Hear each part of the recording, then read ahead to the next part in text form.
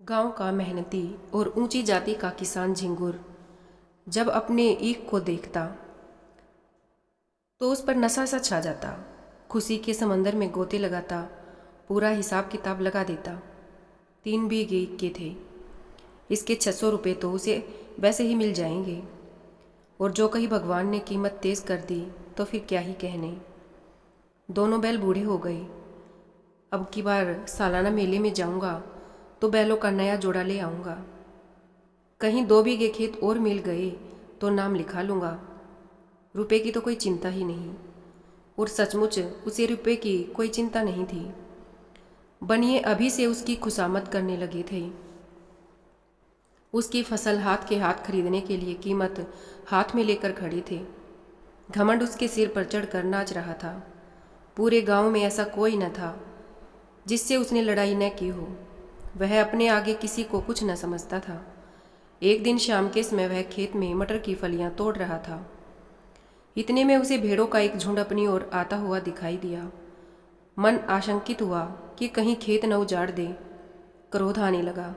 वह अपने मन में कहने लगा, इधर से भेड़ों के निकालना क्या जरूरी था?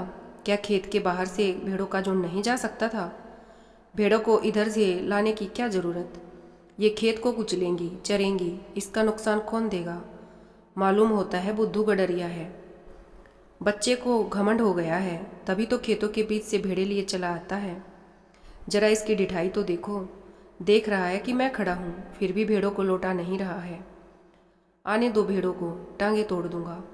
कौन सा इसने मेरे साथ कभी कोई रियायत की है जो मैं इसकी मुरावत करूं?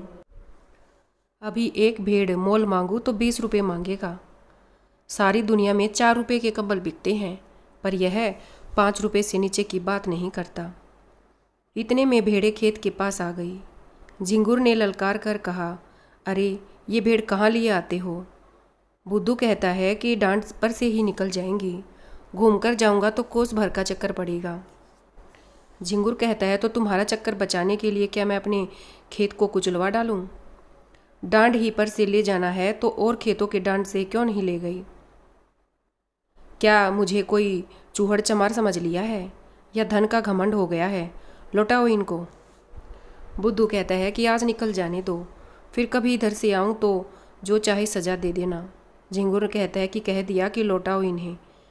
अगर एक भेड़ भी मेड़ पर आई तो समझ लो तुम्हारी खैर नहीं। बुद्धू कहता है कि कुछ नहीं होगा। अगर तुम्हारी एक बेल भी किसी भेड़ के पैरों तले आ जाए तो मुझे बैठाकर 100 गालियाँ देना। बुद्धू बातें तो बड़ी नम्रता से कर रहा था, किंतु भेड़ों के लौटाने में उसका अभिमान चोट खा रहा था। उसने मन में सोचा, इस तरह जरा जरा सी धमकियों पर भेड़ों को लौटाने लगा तो फिर मैं भेड़ें चरा चुका। आज लौट जाऊं तो कल को कहीं निकलने का रास्ता ही न मिलेगा। सभी ही तो रोब जमाने लगेंगे। बुद्धू भी बड़े दम का आदमी था। 12 कोड़ी भेड़ें थी। उन्हें खेतों में बिठाने के लिए 16 आने कोड़ी मजदूरी लेता था। इसके उपरांत महंगा दूध बेचता था, ऊन के कंबल बनाता था और उन्हें ऊंचे दामों पर बेचता था। सोचने लगा, इतने गर्म हो रहे हैं, मेरा कर ही क्या लेंगे? इनसे कोई दबता नहीं हूँ मैं। भेड़ों ने जो हरी हरी पत्तियाँ देखी तो अधीर हो गई, खेत में घुस पड़ी। बुद्धू उन्हें डंडों से मार मार कर खेत के किनारे हटाता था और वे इधर उधर से निकलकर खेत में जा पड़ती थी। झिंगुर ने आग होकर कहा, तुम मुझसे हेकड़ी जताने चले हो, तुम्हारी सारी हेकड़ी निकाल दूंगा। झिंगुर अपना डंडा संभाल कर भेड़ों पर पिल पड़ा। धोबी भी इतनी निर्दयता से अपने गधे को न पीटता होगा। किसी भेड़ की टांग टूटी, किसी की कमर टूटी। सब ने भैं भैं शोर मचाना शुरू किया। बुद्धू चुपचाप खड़ा अपनी सेना का विध्वंस अपनी आंखों से देखता रहा। वह न भेड़ों को हाँक रहा था, न झिंगुर से कुछ कहता था, बस खड़ा तमाशा देखता रहा। 2 मिनट में झिंगुर ने इस सेना को अपने अमानुषिक पराक्रम से मार भगाया और विजय गर्व से बोला, अब सीधे चले जाओ, फिर इधर आने का नाम न लेना। बुद्धू ने आहत भेड़ों की ओर देखते हुए कहा, झिंगुर, तुमने यह काम अच्छा नहीं किया, पछताओगे। किसान से बदला लेना बहुत आसान है। उसकी सारी कमाई खेतों में रहती है। कितनी सारी मेहनत और दैविक तथा भौतिक आपदाओं से संघर्ष के बाद अनाज घर में आता है, और जो कहीं इन आपदाओं से खेती हार गई तो बेचारा किसान कहीं का नहीं रहता। झिंगुर ने घर आकर दूसरों से इस संग्राम का वृत्तांत कहा तो लोग समझाने लगे, झिंगुर तुमने बड़ा अनर्थ किया, जानकर अनजान बनते हो। बुद्धू को जानते नहीं कितना झगड़ालू आदमी है। अब भी कुछ नहीं बिगड़ा, जाकर उसे मना ले, नहीं तो तुम्हारे साथ सारे गांव पर आफत आ जाएगी। झिंगुर की समझ में बात आई। पछताने लगा कि मैंने क्यों उसे रोका। अगर भेड़ें थोड़ा बहुत मटर चर ही जाती तो कौन सा मैं उजड़ रहा था। वास्तव में हम किसानों का कल्याण दबे रहने में ही तो है। ईश्वर को भी हमारा सिर उठाकर चलना अच्छा नहीं लगता। उसका दिल तो बुद्धू के घर जाने को नहीं चाह रहा था, किंतु दूसरों के आग्रह से मजबूर होकर चला। ठंड का महीना था, कोहरा पड़ रहा था, चारों ओर अंधकार छाया हुआ था। गांव से बाहर निकला ही था कि सहसा अपने ऊख के खेत की ओर अग्नि की ज्वाला देखकर चौंक पड़ा। छाती धड़कने लगी। खेत में आग लगी हुई थी। बेतहाशा दौड़ा, ईश्वर से प्रार्थना करता जाता था कि मेरे खेत में न हो, पर ज्यों ज्यों समीप पहुंचता था यह आशामय भ्रम शांत होता जाता था। वह अनर्थ हो ही गया जिसके निवारण के लिए वह घर से चला था। हत्यारे ने आग लगा ही दी और उसके साथ साथ सारे गांव को चौपट किया। दौड़ता हुआ वह जब खेत पर पहुंचा तो आग प्रचंड रूप धारण कर चुकी थी। झिंगुर ने हाय हाय मचाना शुरू किया। गांव के लोग दौड़ पड़े और खेतों से अरहर के पौधे उखाड़कर आग को पीटने लगे। और आग बुझाने की कोशिश करने वालों में जो सबसे ज़्यादा जोश में बढ़ चढ़कर जो आग में पानी डाल रहा था वह बुद्धू था।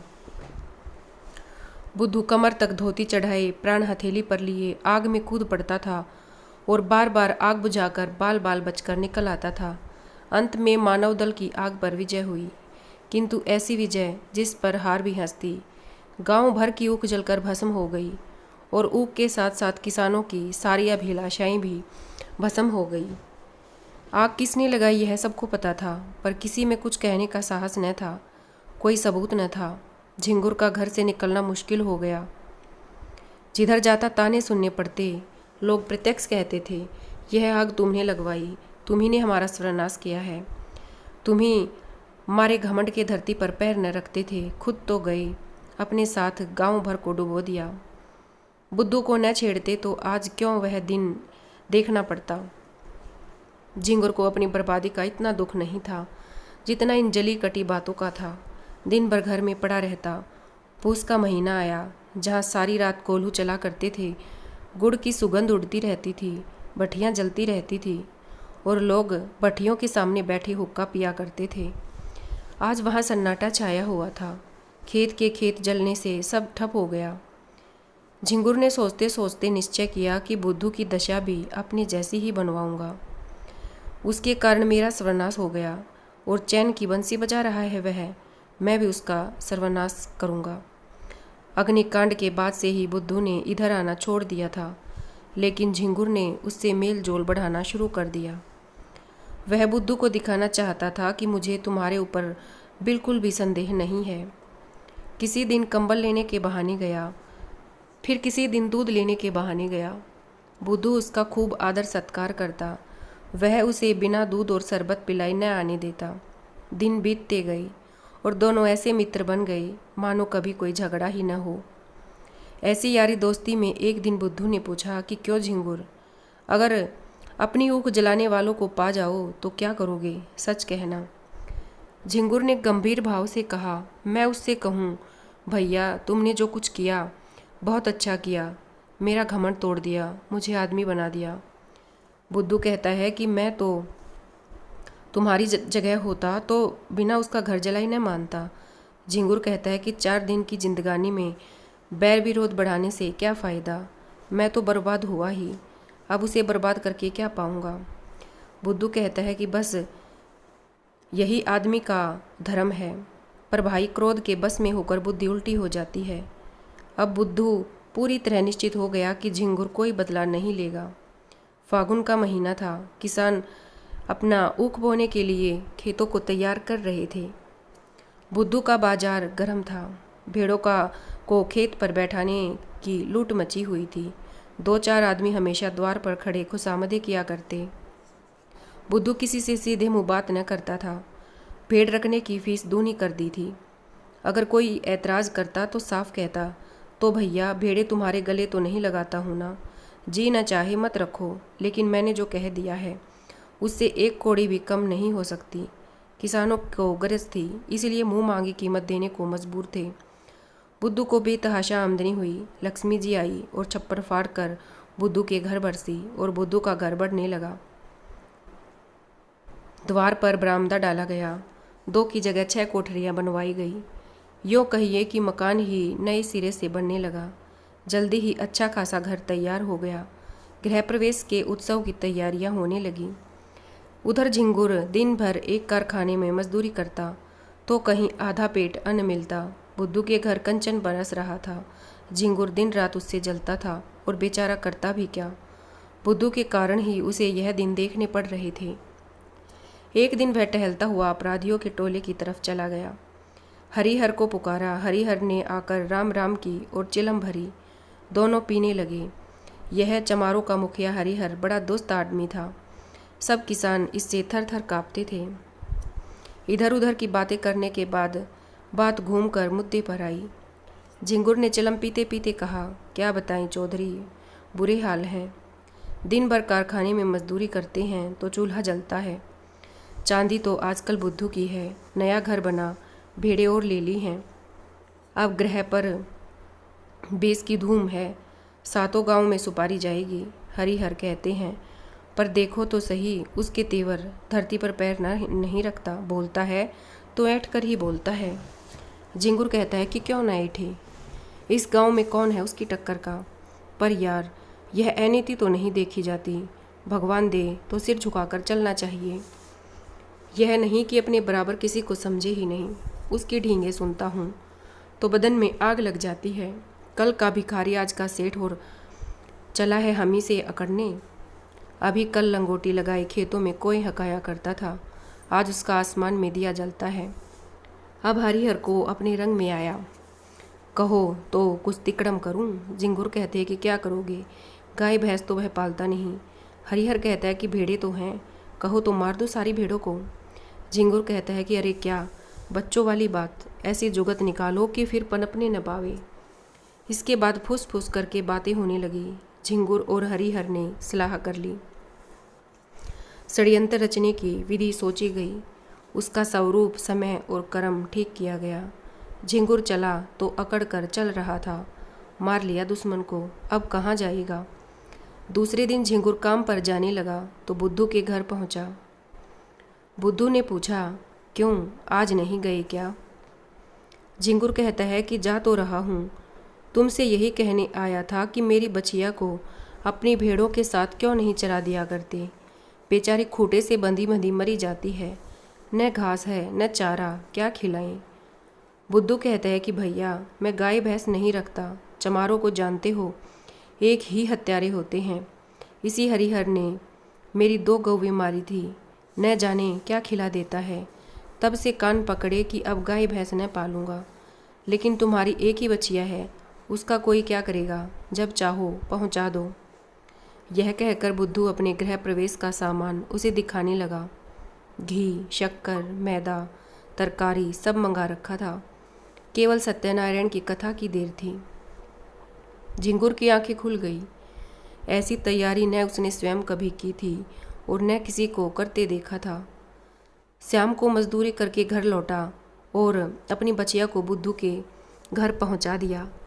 उसी रात को बुद्धू के यहाँ सत्यनारायण की कथा हुई। सारी रात अतिथियों के स्वागत करते गुजरी।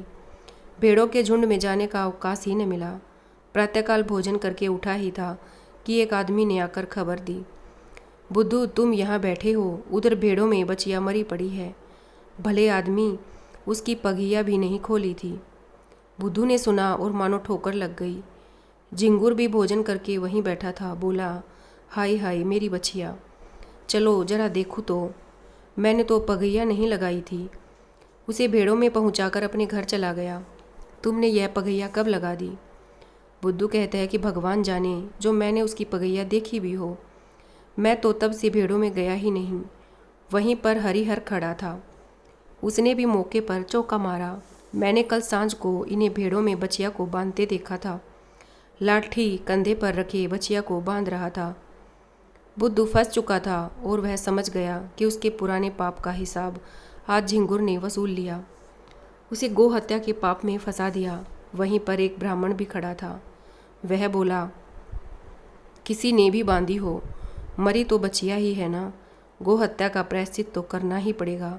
कोई हंसी मजाक है क्या? झिंगुर बुद्धू के साथ हमदर्दी का नाटक करते हुए बोला, महाराज, कुछ जानबूझकर तो बांधी नहीं। ब्राह्मण कहता है, इससे क्या होता है, हत्या इसी तरह लगती है। कोई जानबूझकर गऊ को मारने नहीं जाता। शास्त्रों में इसे महापाप कहा गया है।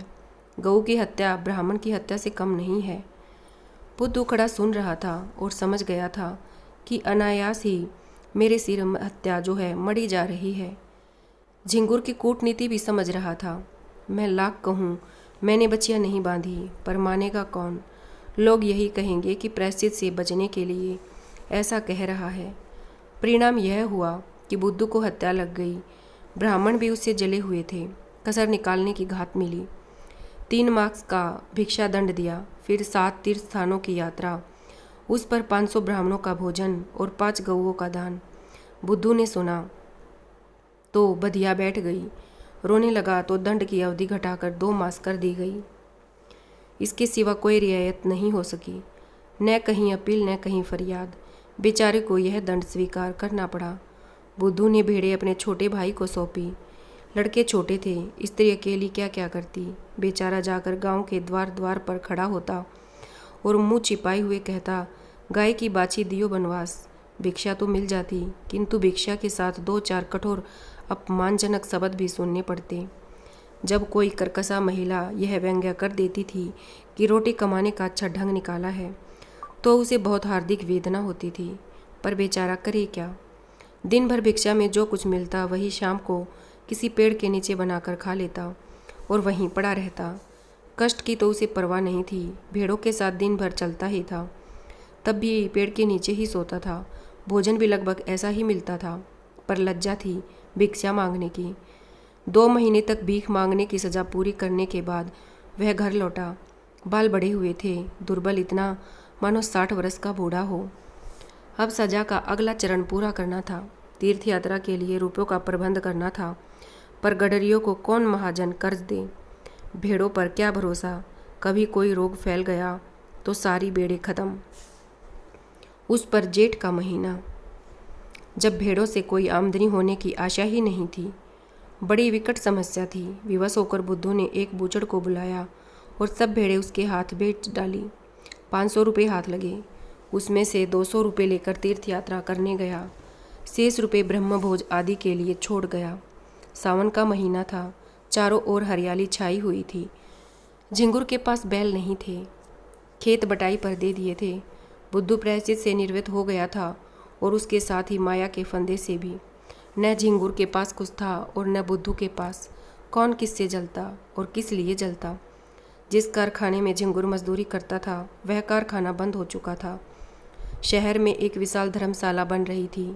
हजारों मजदूर काम करते थे। झिंगुर भी वह उन्हीं में से था। 7वें दिन मजदूरी के पैसे लेकर घर आता था और रात भर रहकर सवेरे फिर चला जाता था। बुद्धू भी मजदूरी की तलाश में यहीं आ पहुंचा। जमादार ने देखा, दुर्बल आदमी है, कठिन काम तो इससे न हो सकेगा। कारीगरों को गारा देने के लिए रख लिया। बुद्धू सिर पर तसला रखे गारा लेने गया तो झिंगुर को देखा। राम राम हुई। झिंगुर ने गारा भर दिया।